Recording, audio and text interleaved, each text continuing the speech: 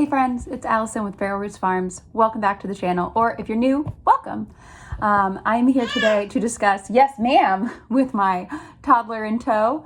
I'm here to discuss our favorite urban farm books. So I've done a few videos like this detailing some of our favorite books that have helped us along our journey with our food forestry, with our permaculture, just gardening in general. And to give you just a really brief overview, if you've never seen any of my videos, hi, I'm Allison. And my husband, my toddler and I live about 14 hours north of my hometown in Middle Tennessee, where we established our first food forest. Now that food forest, we really worked hard on for about 4 years. And then had a couple years where we were just really grinding job-wise. And then we decided to move because our town was just getting a little too big for us and we were craving kind of a smaller community. So we are here in the Upper Peninsula of Michigan and we are so excited to be here. Yes, ma'am. But it is a very different growing zone than what we were used to. So a lot of my videos are just us kind of going through, well, for me, motherhood, growing a garden from scratch. Currently, we have probably more than a foot of snow on the ground, so it's going to be a couple months for us, but we will hopefully, if everything goes to plan, which you never know, especially if you have kids, but we'll be building a greenhouse, raised bed garden, patio garden. We have a few grow towers and whatnot. So I have actually, coming back around to the subject at hand today, I have actually been looking over these books the last few months whenever I've had a free minute, which again, if you have a toddler, not really. So I'm a stay-at-home mom, but whenever I do have the time, I try to look over some of these and remind myself, okay, where did we start? How did we start? What is this going to look like? And for us starting in a new zone, especially one that I'm not used to. We've been in this house for about 6 months. So it's, completely new to me. We are starting from scratch. I will try and do a little pan here of our new backyard, and we do have a really nice large patio as well, which will probably be a lot of the culinary and medicinal herbs that I use very frequently, if not daily. And I can go over those, especially in the spring and summer, and when I start those seeds. I have just posted a seed starting video, and the seeds that I started there, for anyone curious, really fast, because I just want to get everything I want to say before starting into these books, is I did start some perennial herbs, some hot peppers, eggplants, and some cacti and succulents and prickly pear seeds that we had that were getting old. So just started those, but yes, ma'am. All right, so we're going to get back to the subject at hand today. Our favorite books for urban farming.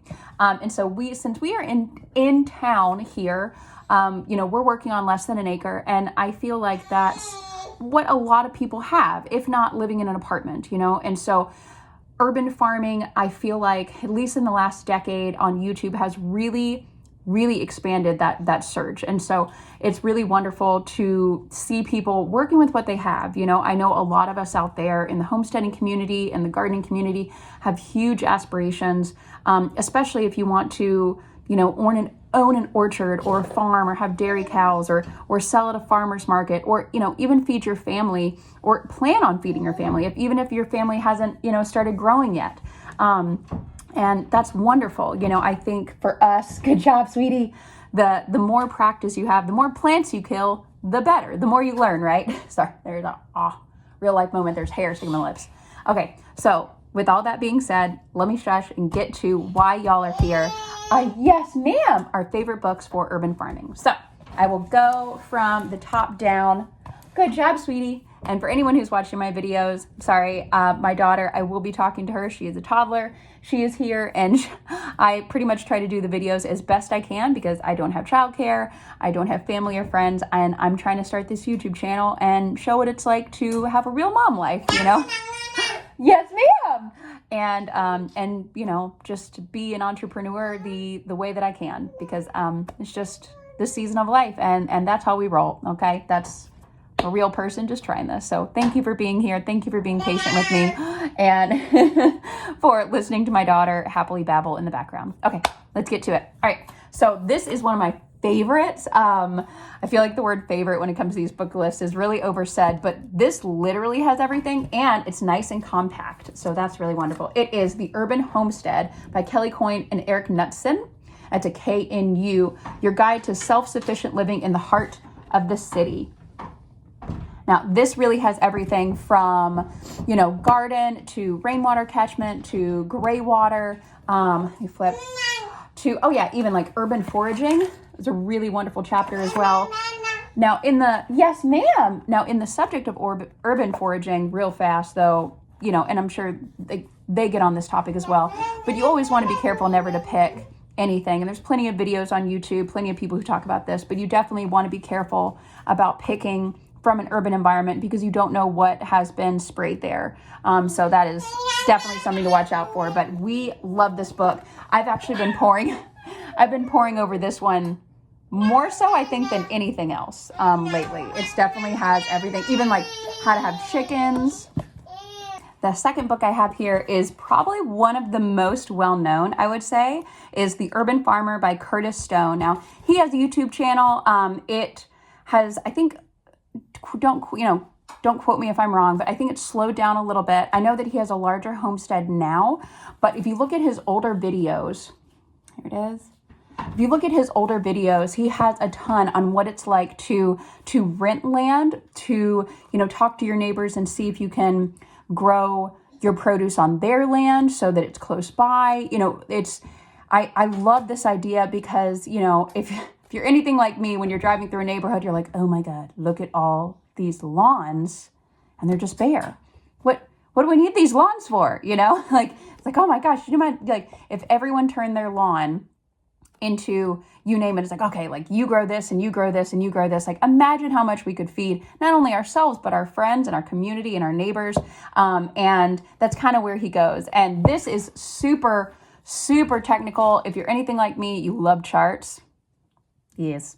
I love charts. And he even, he talks about the varieties that he grows as well, which I also love because he is in Canada and he's in a region of Canada, at least when he was writing this, that talk about winter and winter growing. And that's something that we are going to be, doing for the first time. Like we moved from 7B to 4B, 5A, which granted isn't the coldest, but it's still like, okay, we got a foot of snow on the ground. We can't really grow too much right now. Yeah. But yeah, this is great. Like I said, it's way more technical. If you are like, hey, I want to be an urban farmer. I want the nitty gritty. I want everything, how to start from scratch, how to get to a farmer's market, the paperwork, the legality of everything. This is the book for you. Yep. All right. Number 2. Okay. Number 3. This is more, at least for us, this is all stories and aesthetically, absolutely, I would say probably the most beautiful out of the picks that I picked, and it is Urban Farmers, The Now and How of Growing Food in the City, and is a collection of stories. We got this from our favorite bookshop that's called The Bookshop in Nashville, Tennessee, technically East Nashville, and it is just so beautiful, like even the picture on the back here, and it highlights farmers from all around the world and how they were growing, whether it be on windowsills. Let me show you some pictures here, or on rooftops, or like Curtis Stone, in the book that I just presented, The Urban Farmer, people who are growing in the midst of a bustling city. And people do that, not only for ease of transportation, but to make it more accessible for those in the city who, might be living in a food desert. Their only food might be coming from, one grocery store. And they, a lot of children haven't even seen, yes, ma'am, haven't even seen, how a carrot grows. And so there really is something to be said for growing in town, in the city, again, like on what you have or what your neighbors have. And not only are those neighbors and communities going to be walking by and seeing what's growing, they're going to be asking questions. They're going to see, wow, this kale looks a lot different than the bagged kale at my supermarket that might have been flown in from goodness knows where. But I really like this. I think this would be a really great book for some inspiration, especially, getting creative about where you grow food. If you're one of those people who, maybe you've been told like, oh, you can't grow here, you can't do this. It really opens your mind to just like the capacity of which we have to grow food. And it may be on a small scale at first, but you never know. You never know what doors will be open to you when you start doing these things. And I think if this was definitely one of my problems for sure, as I, getting a little too excited. My husband and I on our food forest in Middle Tennessee, we put everything in the ground really fast because it was 2020 and, a lot of people were gardening to try and save money because grocery stores were going kooky pants. So for us, we were trying to plant as much as possible, growing from seed to try and save money. And we did have a lot. We had too much for me to process. And so I was able to give away a lot. And we had neighbors, because we were in a pretty busy part of town. We had tons of people walking by, just walking with their dog and asking what we were doing. Some getting curious, some getting a little judgmental because it wasn't pretty the first year or two, if I'm going to be honest, because we were building up our wood chips. But people ask questions. People start to realize, what they can, yes, ma'am, good job, what they can really do. And you might inspire more people. Oh, hold on one second. All right, speaking of unconventional growing, this is a wonderful book that is really cool. I've seen it start to take off in, like I said, last 10 years, and it's really cool. It is The Straw Bale Gardens Complete by Joel Karsten. Now he has two. This is the the updated edition. There's another one before this. I think we have two. I think we were able to get both used too, which was awesome. But his, if you can tell by the title, Straw Bale Gardening, he talks about how to basically inoculate straw bale hay bales. Can you tell that my daughter's teething and I haven't been sleeping? But that's okay. But yeah, if you can see, beautiful pictures here.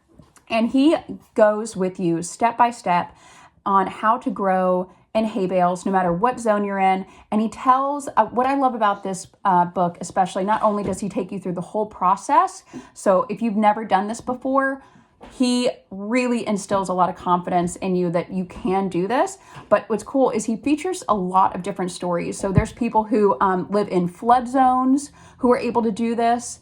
And all of their plants were fine. He featured, I don't know if it was this one or the other book, but there was a woman who lived on a very, very steep incline, and she was able to make like a terrace garden with straw bales over a very rocky terrain.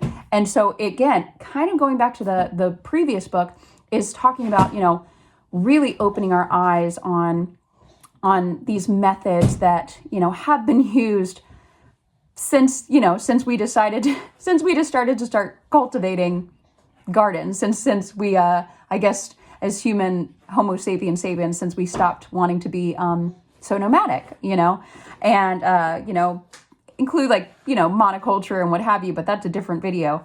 But I really like this one. I think what we'll probably do, good job, sweetheart, what we'll probably do is maybe get a few for our greenhouse, especially living in this colder zone. And as these hay bales start to break down, they're going to release heat. It's, it would be very similar, I guess, to having like a compost bin, compost bins, compost heap in your greenhouse to help kind of just like get that inside temperature. Yes, ma'am. Up a few degrees.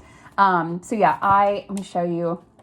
Oh yeah, this is a 10 bale garden layout and then suggested plants. So if you are you the type of person who needs kind of a schematic and picture, he has a few pages of these as well. Kind of gives you an idea, especially if it's your first time gardening in general and you don't know what a full grown squash plant looks like. And there are different sizes. Oh. Okay, so we have two left here, and these really focus on all aspects of farming. Oh, our little cat Leaf in the background. So these focus on really the urban farm, even urban homestead kind of thing. And so, these are our last two. This is Mini Farming Self-Sufficiency on a Quarter Acre by Brett Markham. And I've seen this book a lot. So you might have seen it in the bookstore. You might have seen it online. And like I said, let's see, I'll just read the front here. Saving, selecting, and buying seeds, maintaining and improving soil, compost, crop rotation, and timing, using organic methods, canning, freezing, and dehydrating, and more. So if you are, we're going to have a little appearance here. I know, sweetie. We're going to have a little, probably, oh yeah, toddlers after the kitty now. But this is wonderful. Okay, like just flipping here. This is one of the books that I really need to look over soon because, yes, ma'am, it's okay. Did you want to get a puff? Look, they're right there. Yeah, the saving and selecting seeds. Oh, yeah, they talk about even greenhouse efficiency in here. Season extension, fruit trees and vines, raising chickens for eggs, chickens for meat, chicken plucker, preserving the harvest, which of course, once you really start growing and you realize, oh my goodness, I've given away squash to family and friends and neighbors and what have you, and I still have some, you're like, oh, okay, now I'm going to get into canning. Now I'm going to get into dehydrating. Maybe you don't know really how to cook from scratch yet.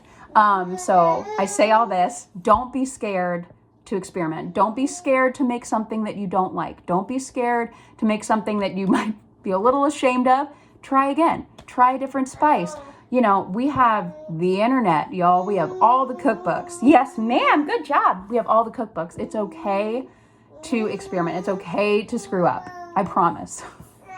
Okay, we're on our last book, and my daughter is being so patient with me. Like I said, she is teething, and so I'm trying to do this as fast as possible, but also, give this information to y'all because it's something I'm so passionate about.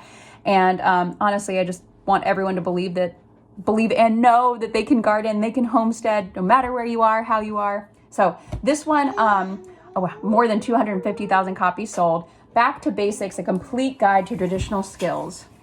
I don't know how much longer I have. I'm not going to go into too detail about this one, but I'll read the front. Buying and working land, raising livestock, generating your own energy, enjoying your harvest, household skills, crafts, and more. This one, not only is it beautiful as well, like, oh my gosh, this is perfect. Like, even this is how detailed this book is, over just like the little things. Is I turn here and it's like beer and ale recipes with if you're growing hops, and we just moved from a rental house before we bought this house about 6 months ago, that had a hops vine, and I had never grown hops for the first time, and I'm like, oh my gosh, that's so exciting. And so this is perfect. Like, oh sweet, like my husband and I are sober over 5 years now, but you can put hops. Yes, ma'am. You can put hops in tincture. So you never know. Hops is great for sleeping. Homemade beverages, skills, woodworking. Oh gosh, I wish I had time to woodwork. I got my husband a whittling kit for, what was it, his birthday? I think it was his birthday or Christmas. And we have yet to have the time to do it yet, but that's one of our skills that is like, oh, we both want to whittle by the fire by like this next winter. You know what I mean? So yeah, this one is great. Really, if you just like, I am craving a little bit of information about everything, I think that'd be great. Like someone who's really interested in homesteading, all the things, all of the above, these two would be really good. Okay, well, that seems like it for today. My daughter's been so patient, like I said, and thank you for being here. Thank you for listening. If you've stayed this whole time through this video, I'm almost at 20 minutes, I think. And anyway, so I'm Allison. This is Feral Roots Farm, and I hope you have a wonderful day or evening, wherever you are, however you are. Thanks, y'all. Bye.